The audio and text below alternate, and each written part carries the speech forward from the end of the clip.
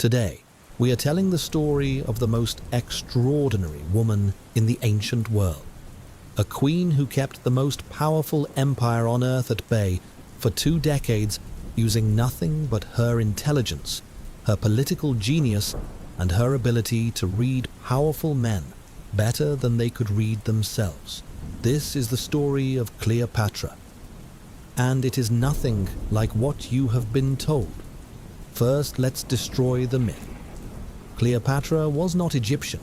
She was Greek, descended from one of Alexander the Great's generals. She was not primarily known for her physical beauty. Plutarch specifically said it was her personality, her wit, and her voice, rather than her appearance, that made her compelling. She spoke 9 languages. She was a mathematician, a philosopher, and a student of medicine. The first ruler of her dynasty in nearly 300 years to bother learning Egyptian to speak to her own people. She inherited a kingdom in crisis. By the time Cleopatra came to power at 18, Rome had swallowed most of the known world. Egypt was economically exhausted, politically unstable, and deeply in debt to Rome. Then her younger brother, Ptolemy XIII, drove her from her own palace into exile at the Syrian border. The most intelligent woman in the ancient world reduced to a refugee in the desert with a small army and no treasury.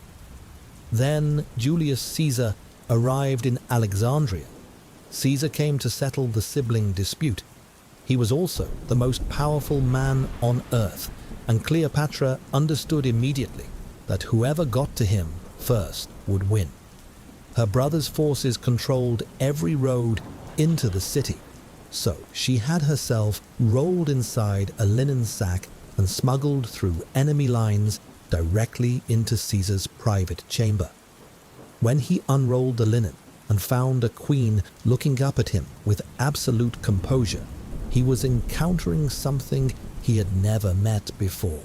Not a supplicant, a woman who had just demonstrated extraordinary courage and who spent the rest of the night talking to him in his own language with a political sharpness that surprised the man who had conquered the known world. Caesar was 52. Cleopatra was 21. By morning, she had him. What followed was not a love story. It was a political alliance in which both parties had clear objectives.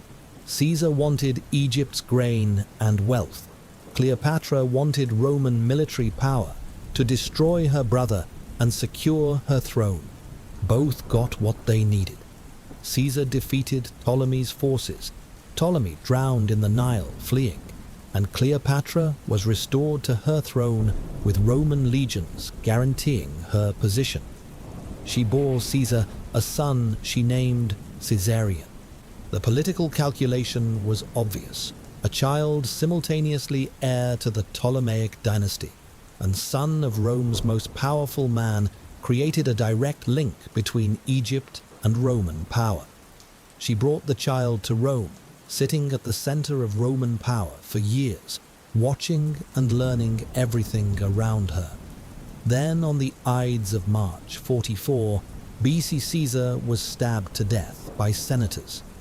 In a single afternoon, Cleopatra lost her protector and the entire strategic position she had spent 3 years building. She left Rome quietly before Caesar's enemies turned their attention to her. The Roman world after Caesar was controlled by 3 men. She identified immediately that Antony controlled the Eastern Empire where Egypt sat. When he summoned her to Tarsus to explain her political allegiances, she responded with the most spectacular entrance in the history of diplomacy.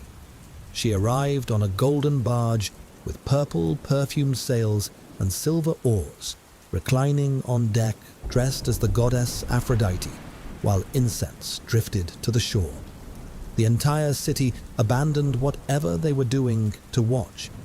Antony sat alone at his tribunal as his retinue went to see the arrival. Then she declined his dinner invitation and invited him to dine with her instead. The woman summoned to explain herself had reversed the power dynamic completely, without a single military move. Antony came to dinner. He never really left. What Cleopatra gave Antony was different from Caesar. Caesar responded to her intelligence.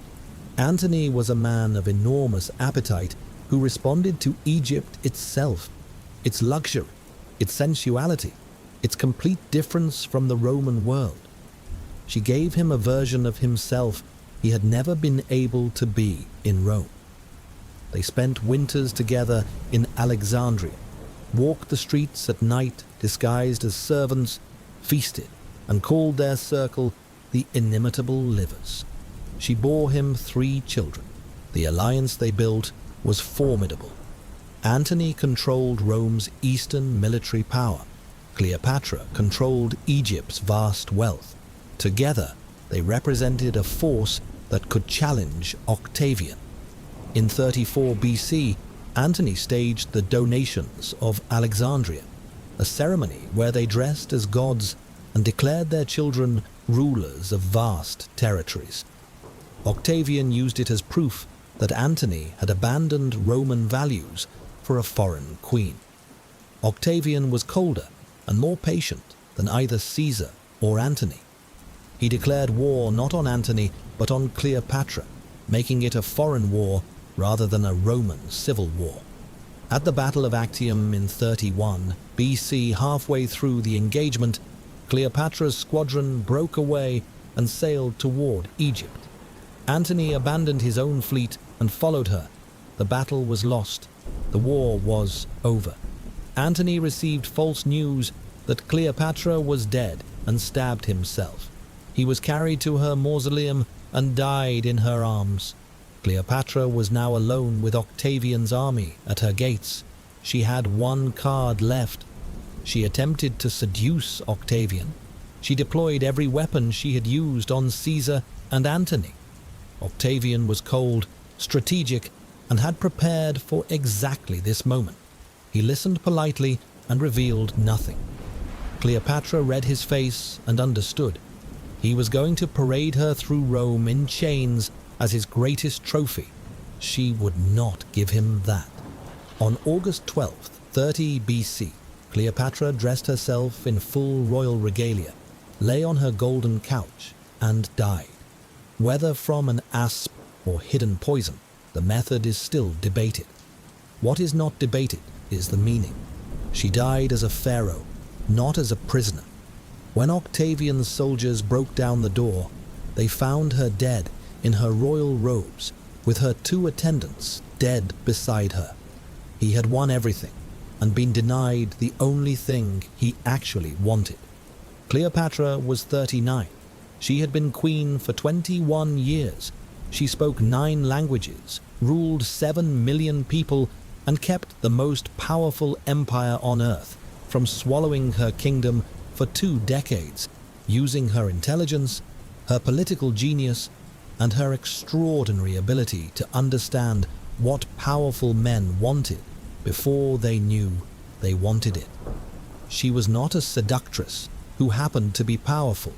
She was one of the most powerful rulers of the ancient world who used every weapon available to her in a world that offered women almost none.